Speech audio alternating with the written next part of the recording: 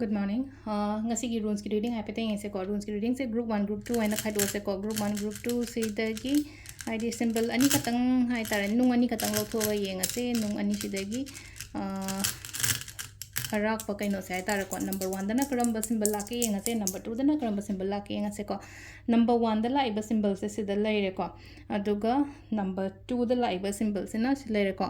ahamba lakpa symbol se gi meaning se kaino hai kan se da ko first card se hai tare control thammo ngasi se hai tare ko hadi control ngam hoda ba gumba mai lai ko hadi ngasai gi chawba harasne ko hai chawba se hadi phadha uda matam da hadi ngasai gi chumna chatka da poto hadi kitang na thaira ga chatkiba khotkiba da maina gumba leino ko hadi uncontrolled forces gumba khangchau chawni pani khangde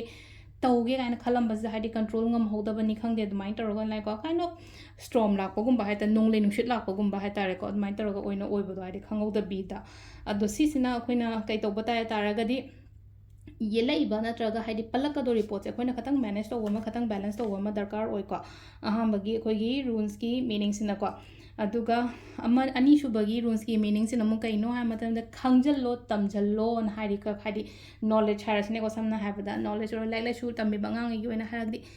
पाओ like खसे hai tare ko पाओ na hai do hai tare ko hadi amuka hena pagi amuka hena hona ge amuka hena changchan ge si se kai kari tauba yari kai kai hona ba yari adugi hiram du da changjalo ba hadi hona go tau go khot ko habne se hai je aina tawri ba thabak tu da amuka hena hadi tamjan ba khochan ba ma adu maina oina oiri ko silai je ko aduga si se hai tare silai je hadi mi hadi migi help kumba tau kholo so hai ko heng sik se sigi pot lak matam sida migi help kumba har ga di migi seba sebi gumba tau bi ba copy ba adum ba so kai ba kemta leite ko aro sida leire ko yoina runes ki reading se ko ngasi ma'am. Thank you.